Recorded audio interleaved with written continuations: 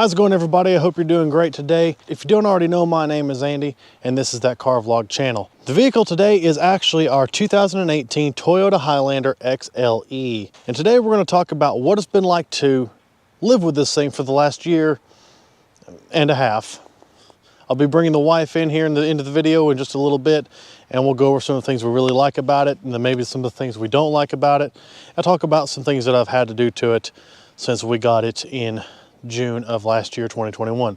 So let's get started.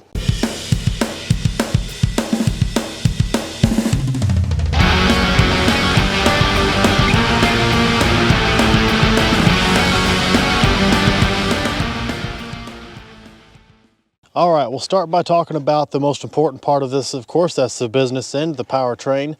This being a mid-level vehicle, it is standard with a 3.5 liter V6, 295 horsepower, 263 pound-feet of torque, mated to an 8-speed automatic transmission, which is your only transmission option for this generation of Highlander. And I have to say, in the time we've had this car, it has been flawless. Now, we got it with about 32,000. It's sitting at about 62,000 right now. We've had it since June of 21. It is currently the end of November 22. So in a year and a half, we have racked up 30,000 miles, which is a lot of miles. But this thing has done it effortlessly. This car has never let us down. And of course, you think it's under 100,000 miles. No car should ever let you down at that low of a mileage. But there are cars out there that, you know, are known to do that, blow engines and stuff. But this is a Toyota. This is a very potent powertrain. It's a very good engine. And all I've ever had to do to this thing is change the oil and filter on it. Now, at 62,000 miles, I do need to go ahead and find an opportunity to do the transmission fluid service. I'd say it's probably going to be the first one it's ever had. I don't know that for certain, but at 62K, it probably is, because I do want to keep this thing going as much as possible. Now, it's not just a transmission fluid. It's going to be also transfer case, front and rear diff fluid as well, because this is an all-wheel drive vehicle, so there's going to be a little bit more involved with that. But I'm not too worried about that. I just need to find an opportunity to do it and make sure it's being done correctly. But other than that, I mean, no problems whatsoever to report out of this engine from 32 to 62,000 miles. Like I said, oil changes. I think I might have put an air filter on it when we got it, and that's it. Nothing. This thing has been perfect. Engine, transmission still shifts smooth as silk. It's a really, really good powertrain. I really do enjoy this. And that's really one of the biggest reasons that I told the wife whenever our Town and Country finally died, that we were getting a Toyota. And she always wanted a Highlander, so ta-da. All right, now the biggest thing I had to do to this car, I actually did, I want to say either late last year or early this year, because the video went up in January. And that was the rear brakes. I had to put rotors and pads on this car. So for some reason, at 30, 40 some thousand miles, the rear brakes were completely shot. Now this side, the pads were worn down unevenly, I might add, all the way to the rotors, and they had actually started to dig into the rotors and carve grooves into them. Now the passenger side was low, but it was nowhere near causing damage.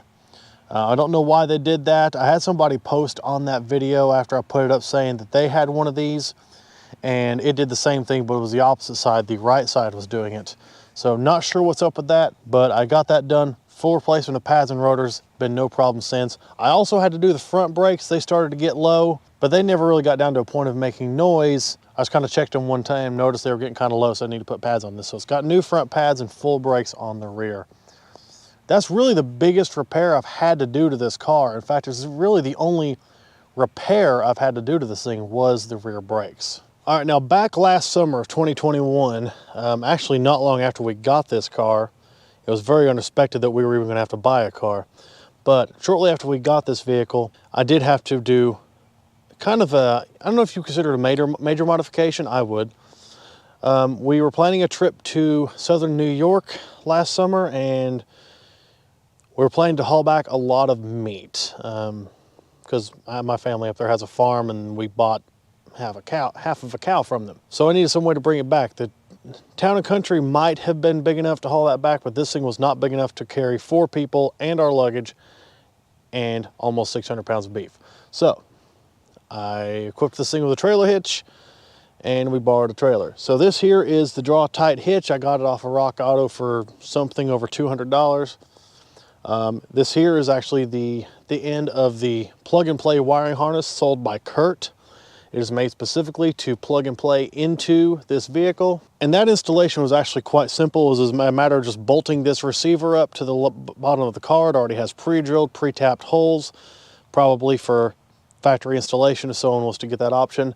And then just pull up a few panels here on the rear floor and you have access to all the connectors that you need to plug that harness into. That now that harness was over $40, but you know, plug and play is just the absolute best option, especially on a modern car. If it's made for it, that's what you want to use. All right, another thing I added to this car earlier this year is this dash cam. Now I can't possibly remember the name of it. I'll put that on screen. But I put this dash cam in because we were planning a trip to Tampa, Florida. And you know, people on the roads are crazy, and we've heard all the Florida man stories. So I decided this thing needed a dash cam. It's a nice car. It's very, you know, for us, it's very expensive. If something happens, I want it on camera. So we got the dash cam, and it works very well. It has pretty good nighttime visibility, great front visibility, and it also has a camera to look into the cabin as well. It's a very simple installation. I just kind of ran the wires up through this cover. Now I did manage to break one of the tabs on the cover, my bad. And then just kind of along the ceiling here, down the pillar, that kind of thing there. That's how I ran the power cord down to that plug right there.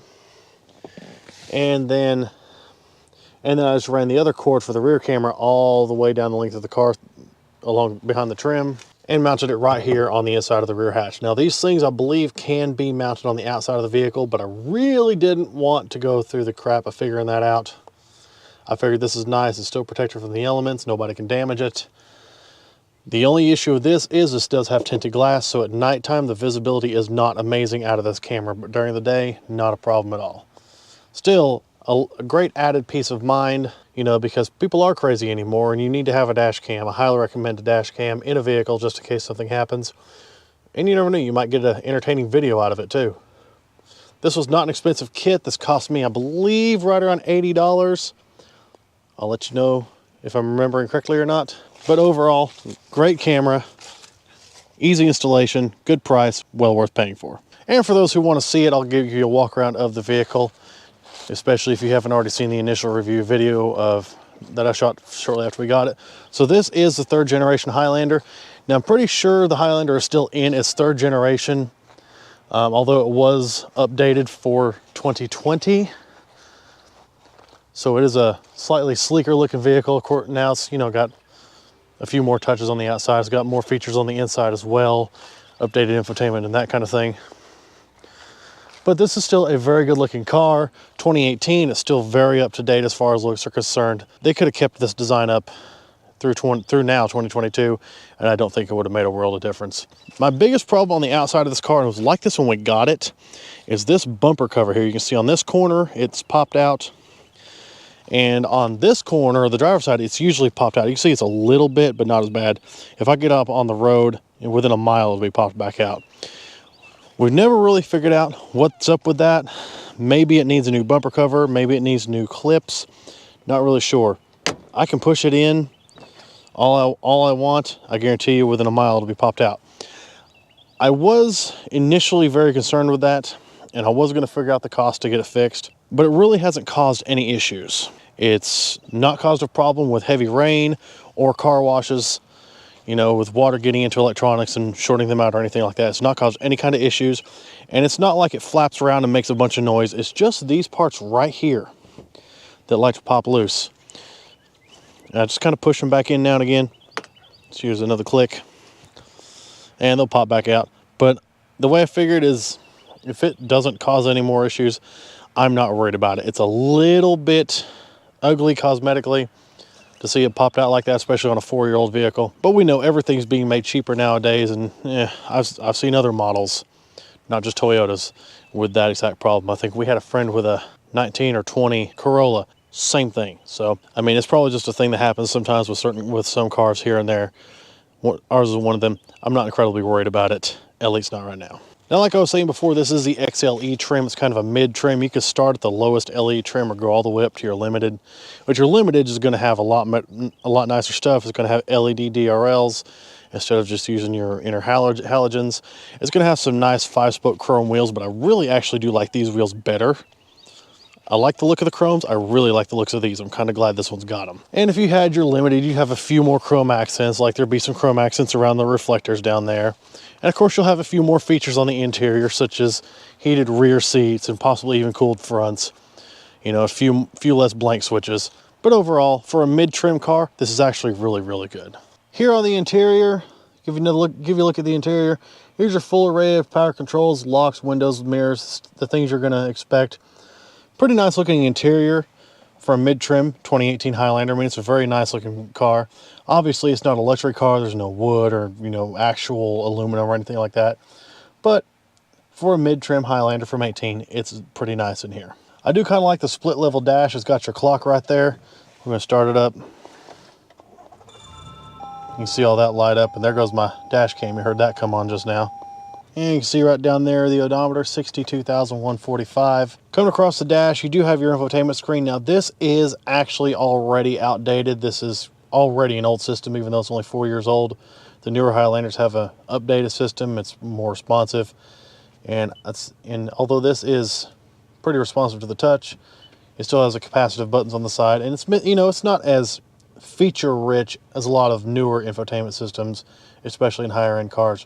But it works just fine. Radio, MP3, Bluetooth, all that stuff, perfectly fine. I've never heard any complaints about its features. I do like an 18. They gave you completely physical climate control buttons. I think they still are giving you completely physical climate controls. I do like its dual zone. And there's actual buttons with their own display. It's very nice there. This lower tray comes in very handy. It usually ends up extremely cluttered. This is nothing compared to how cluttered it usually gets. It's easy just to throw things up there, you know, for now, and then they stay there for a while. But when it's an active family vehicle, that's going to happen. Down here, so we got some buttons, traction off. Of course, we don't use that. Snow mode, we've never had to use, even though it is all-wheel drive. This thing's not really seen a whole lot of snow. And we have descent assist for going down hills off-road. We don't need that. Diff locker, we never use that either. This thing stays on the pavement. It's all-wheel drive. It does very well. Here's our heated front seats. These come in very handy, especially if your back's hurting. It gets nice and warm. Very nice. This dual roll-top lid here for the center console. As you can see, it is being used as a center console. It is very cluttered, but better that than the floorboard. Dual cup holders with this little insert that you can take out and turn around. So if you got a smaller cup over there, you can put it there, or a smaller cup over here, you can turn it around. Also very handy. Do like this up here. Here's your taco holder or sunglass holder. I wonder if she knows those are up there. And of course the mirror to see into the back of the car. A lot of newer vehicles have a camera system, but this still has the convex mirror on it. It works pretty well. It's nice to see what the kid's doing in the back. Here in the rear, it does have its own climate controls. So, you know, if you got someone in the rear, or a kid, her mom, friends back here, they want to adjust the temperature. It's right there at the fingertips. And this is a mid-trim car. No heated seats in the rear. You're going to have to get up higher than XLE to get that. Probably closer to Limited. But still, they have their own controls, which is very nice. This does have the separate captain's chairs back here, or buckets. I'm going to call this captain's chairs because they're definitely not bucket shaped. And this feature, we really do like the cup holder that pops up when you need extra cup holders, and then you can just fold it right back down if you need the space or you just want to stow them and get them out of the way. And that takes me to third row access. Now this is a 3-row crossover SUV. Of course, you got a path here. If you got a small kid like our kid, he can just walk right through it, no problem. Or you can just, you know, pull some levers and slide the seat forward really easily and get back there. However, with the seats all the way back, you're not getting a whole lot of room. This is better used for kids. We actually barely ever use it because it's usually just 3 of us, maybe 4. And of course, the seat robs your cargo room. It robs a lot of cargo room. Speaking of cargo space, let's start by opening the rear glass, which some SUVs still do, but a lot of SUVs don't have, and that's the separate rear glass. Push this button, and she opens right up. Now, of course, you have to have your key in your pocket with you, or the car running for that button to work. But you open it up, you just reach right in, and oh look, there's my GoPro case. Quick and easy. Now, you do have to close this down before we'll let you open the rear hatch. And yes, it always sounds like you're slamming it no matter what you do closing that glass. Every time I wondered if it's going to break the glass, and it never has yet. Here's our rear seats. You can see they fold down. You can just pull the string and toss those right down. And now you've got a much bigger cargo area. And of course, you can just grab this here, pull them back up, and with the little strap, you put them in position. Now these are obviously not power. We have had vehicles with power seats before. Our Town and Country had it. But usually that's a much slower operation. This is just quick, pull the string, toss them down. It's very easy. Power seats can be somewhat convenient, but if you're crunched for time or you're in a rush or you're just impatient, this really is the way to go. You see they give some tie downs back here. There's one there, there's one there, there's one in that corner, and there's one in that corner. So if you're carrying something here, you don't want it rolling around, we have used those a couple times, you can tie it down in the back of your Highlander. So it's pretty much a short bed truck. Now we do like the power lift gate. You saw it go up automatically before, and it'll also go down automatically. It's pretty standard stuff. Most hatchbacks, SUVs, crossovers, minivans are doing the power gate now. Not exactly noteworthy, but sort of. Also like to point out the sticker down here. Not long after we got the car, my wife, who is a huge fan of the Highlander series, had to make a sticker to put on her Highlander. Ironically, I've not had very many people ask about that. That's kind of a shame. As far as my take on operating this vehicle, I really do like it. It's super easy to drive. Obviously, it's a crossover SUV. It shouldn't be intimidating or difficult at all. It's actually quite comfortable. Our trip to New York and our trip to Florida, the only thing on me that was really hurting was my knees, but it doesn't matter what I'm in, my knees will hurt me. I don't know what's up with those. Otherwise, very comfortable. The heated seats make it nice in the wintertime or if your back's hurting. Acceleration, obviously it's no sports car. It's only 295 horsepower, but that's a pretty good amount of power for a mid-size crossover SUV. And this thing will get out of the way if you tell it to. Of course, the all-wheel drive system helps, you know, grip to all four wheels. As far as fuel economy is concerned, we'll range anywhere from about 19 to somewhere in the low 20s, like 22 to 23 mpg, which for, again, a mid-size crossover SUV, it's all-wheel drive, it's got a V6, that's not too bad. Now, of course, if you stepped up to the hybrid and you could have gotten this with a hybrid system, then, of course, you'd get much better miles per gallon. Now, if she was still driving for a Lyft, the hybrid would have been the way to go because, you know, your in towns are much better. But she no longer drives for Lyft. We declared that this thing will never be a Lyft or Uber vehicle. It's the nicest thing we've ever had, and we're not going to have people ruining this one like they did the two prior to our Town and Country. Not going to happen.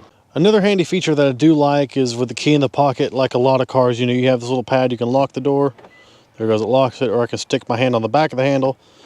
It's unlocked, and I can open her up. That's just a nice handy feature. No buttons to press, nothing like that. It's got the sensors, they work very well. Funny thing though is, if I'm washing the car, and I just kind of, oops, touch it, oh, it locked. It's so weird. Or if the water gets on or something, it's like it's got a certain charge to it where it wants to try to activate it. Now this right here is kind of unfortunate. It's really the only interior damage, and it's this side of the driver's seat with all the controls on it, and all the controls still work just fine. This is not the first vehicle this has happened in. And now, of course, we're both larger people, so it can be common to, you know, kind of get out and drag across the side of this. Although I see a lot of vehicles that have these plastic side panels with them broken off like this. I think it's probably just a side effect of having big plastic panels on the side of the most used seat in the vehicle. As far as electronics are concerned, all the power windows, door locks, mirrors, all that stuff still works. Our sunroof does still work, although after the Town and Country incident, I am paranoid about opening that, so I usually don't. Now this does not have a digital rear view mirror, the camera system that you can flip a switch and it becomes a screen. The newer Highlanders, especially the higher trims, actually have started using this. But in 18, 19, this part of the third generation Highlander, they didn't have that yet. Now I know General Motors is already starting to use it, and a lot more companies now are also starting to kind of adopt that system. But for 18, probably even 19, Toyota had yet to do that for the Highlander. Another thing I think we all like about this is for an 18, it does have plenty of charging. So if we look down here, and yes, I'm using the phone light because I'm running out of daylight. If we look down here, you've got a couple of USB ports which are taken up. There's a third one that can be used for charging. I think it's also for USB connectivity to the infotainment. And there's the aux jack below that. Of course, there's a 12-volt round over there, which is occupied by the dash cam. There is another 12-volt round inside here. I'm not going to show that because then I'd have to empty it, but it's down here and it's also useful. Also down here on the rear of your center console, you get 2 more USB-A ports and you get 120-volt household type ports. So if you want to plug your toaster in, you can do that. Now, it is worth noting there is no power connectivity in the rear of the vehicle, so third row passengers are kind of at the mercy of the second row if they want to run a cable back here. And of course, you're not going to be plugging anything up at like a tailgate or something in the back of your car. You're going to have to run a cord to the front or out the side doors. But still, for 2018, it's a decent amount of charge. You got 3 spots to charge on the rear of the center console, and you got 4 spots to charge underneath the radio, and another one inside the center console. So 8 points to use for charging things or powering devices. It's pretty decent for this model year.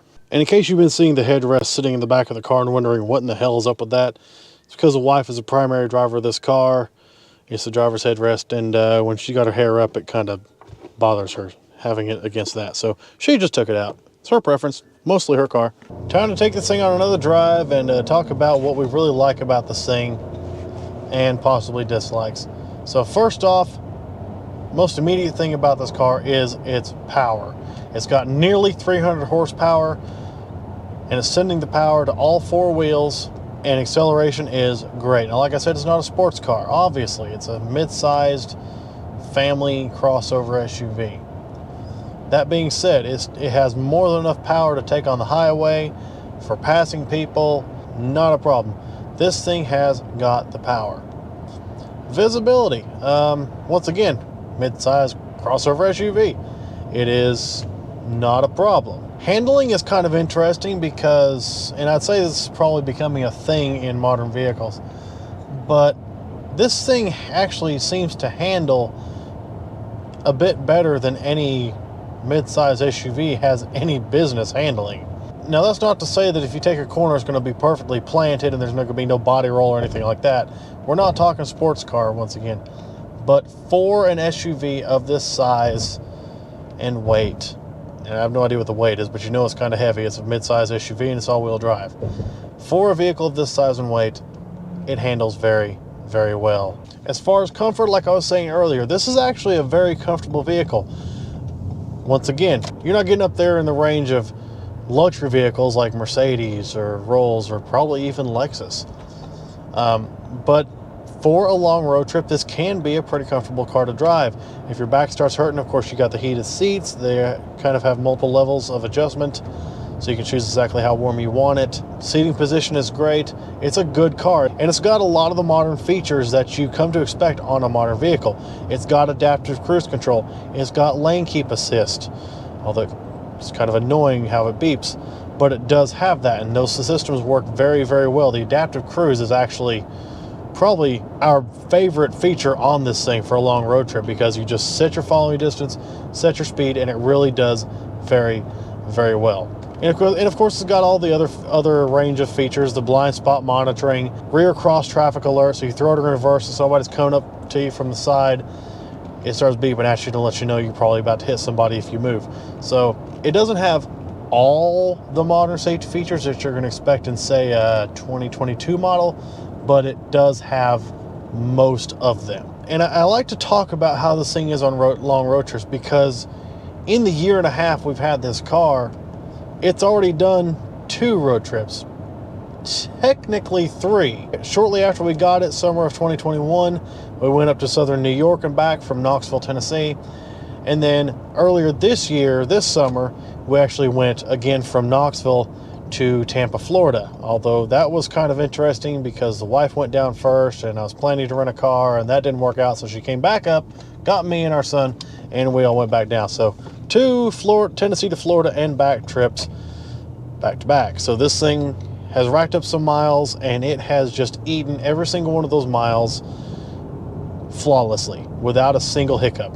I've never gotten so much as a check engine light on this thing. The only thing that ever lights up is the maintenance required light, and it doesn't even correspond itself with when I change the oil, so I just learned how to clear it. But in the 30,000 miles that we've had this thing, it has been absolutely perfect, except for that weird situation with the rear brakes. I'm still not sure what's up with that. I can only assume those were factory brakes because it did have, I don't know, 30, 40,000. I can't remember the exact number. on it at the time, and so those most likely were probably factory brakes. This car has been very, very good. Now, one thing to keep in mind on these 3rd gen Highlanders, if you do end up with one of these, go to the NHTSA website and check your VIN, because when I checked the VIN on this one, it does have an open recall for possible in-tank fuel pump failure. Apparently there were some pumps that failed. Now, I haven't had that service done yet, and so far this thing, once again, not a single hiccup, not a single problem. If the fuel pump does go out, I know I get a free replacement. All right, I want to get a 0 to 60 time in this thing. Start.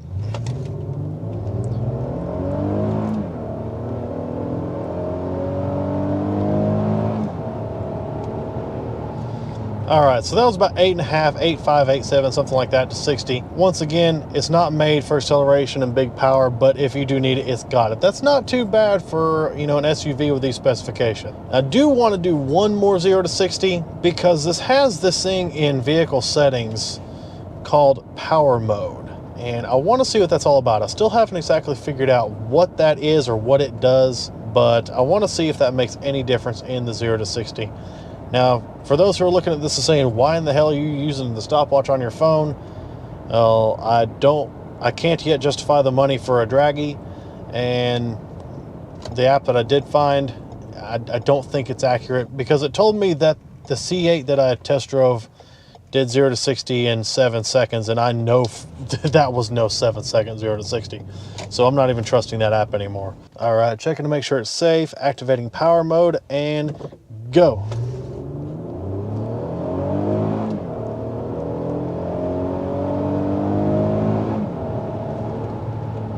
Okay, so I got 7.1, almost 7.2.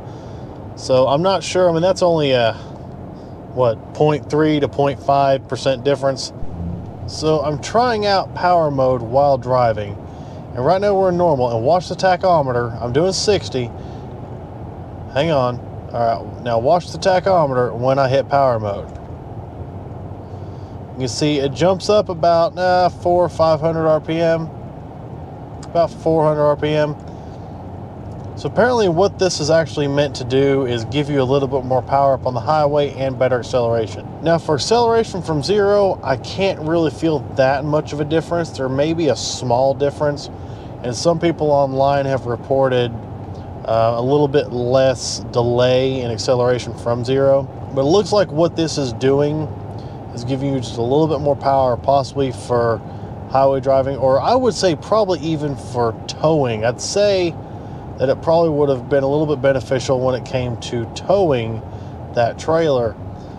That being said, of course, more power used constantly is going to use more fuel, so that's going to definitely reduce your fuel economy. Now we'll talk about one other area in which this car actually really did excel, and that is towing.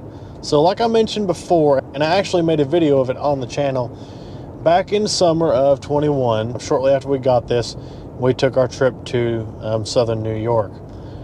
And we hooked a trailer up to this thing, which you think that trailer probably weighed, we'll be generous to say, 1,000 pounds. And we loaded a couple of chest freezers on it, took it up there, came back with the same 2 chest freezers, which turned out to be overkill, and almost 600 pounds of beef. So we probably had 1,500 to 2,000 pounds behind us. Now this thing, according to what I found online, is rated to pull up to 5,000 pounds. Although with that trailer and that beef on here, it did do a little bit of squatting. So it was, I mean, it was not sitting as level as it does unloaded. So I'm not entirely sure about that 5,000 pounds. I don't know if I'd put that on the back of this thing, just as more of a precautionary measure, really, just to be safe. You know, better safe than sorry.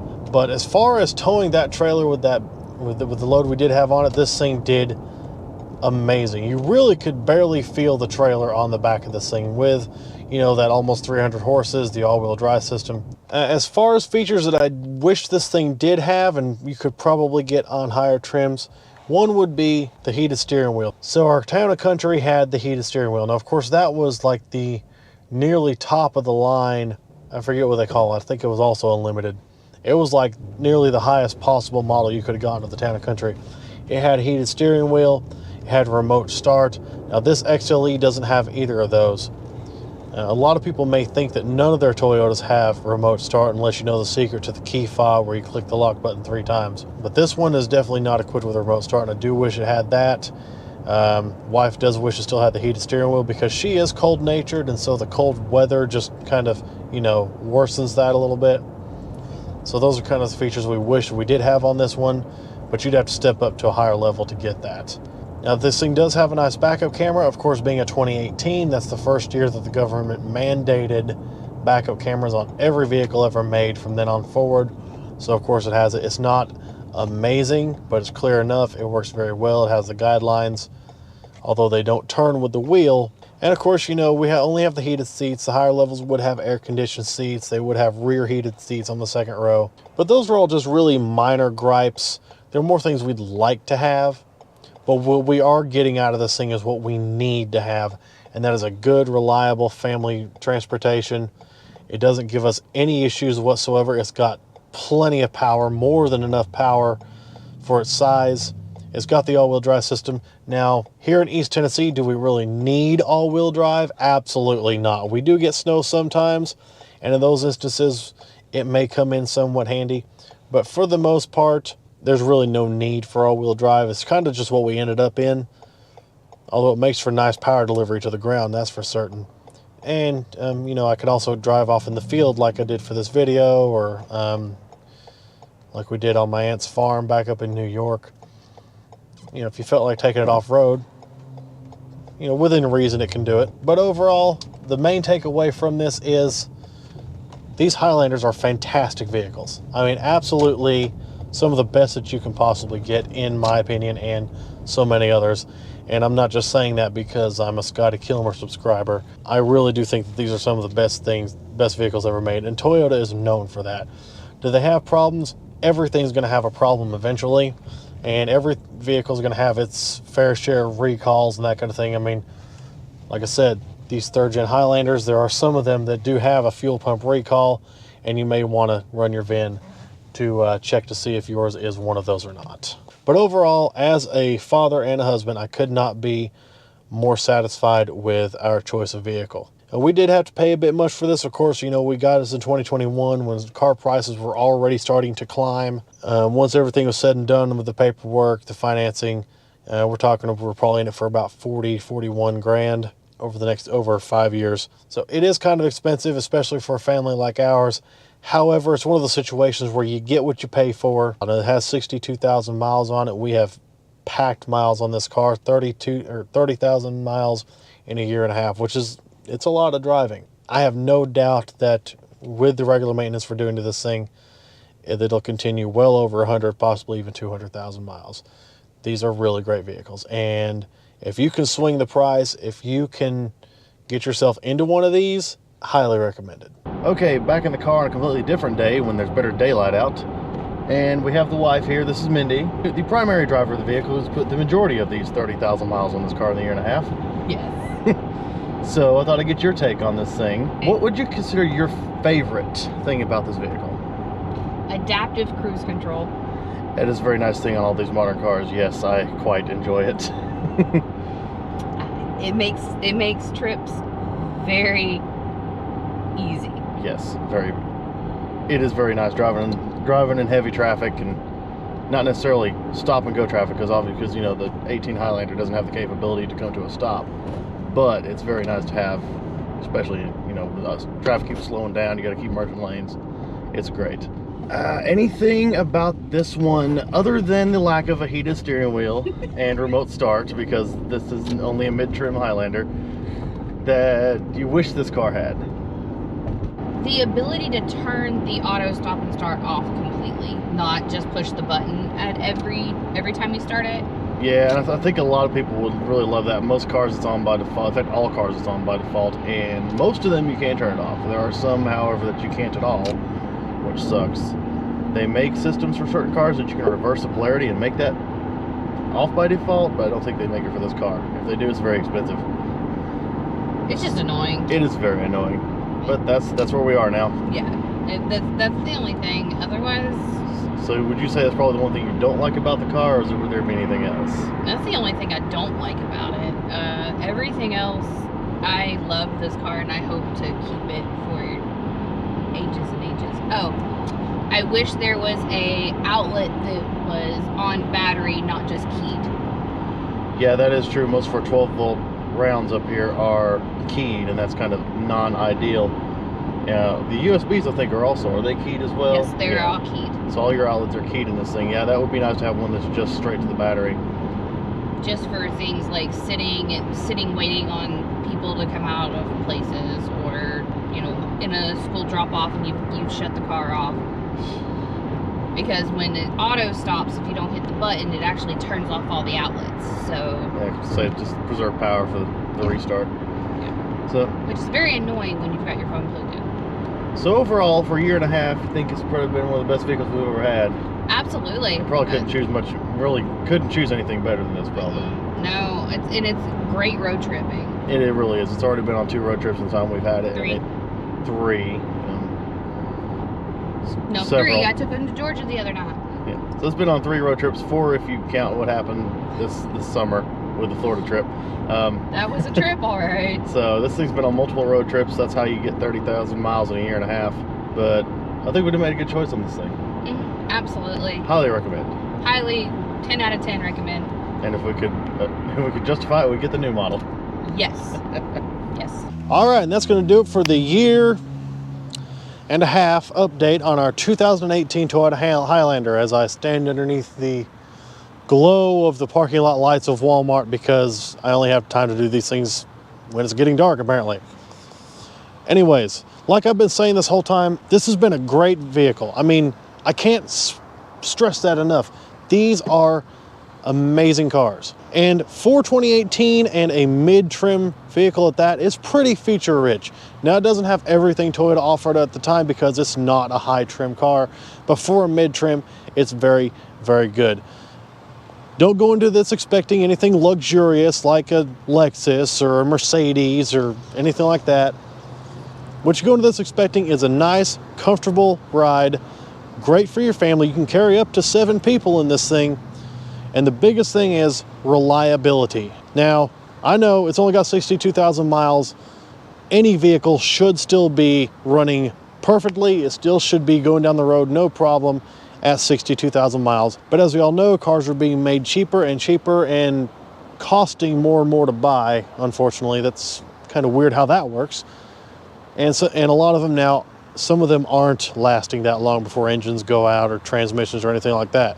So now if you are in the market for a newer family crossover, definitely put this thing on your shopping list.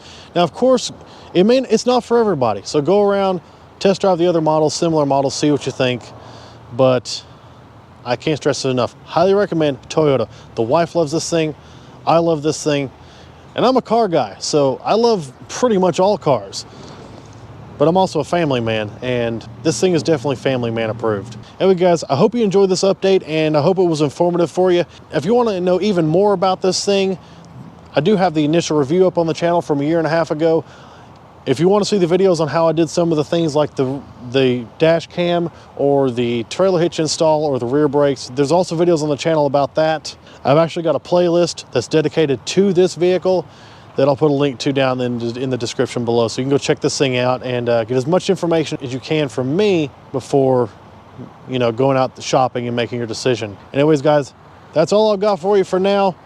If you liked what you see here, consider subscribing to the channel. Go check out the rest of the channel. I've got a bunch of different car reviews, repair videos, project stuff on the channel, as well as car shows. I've been trying to do a lot more car reviews. Go see what you think about that. Once again, consider subscribing to the channel.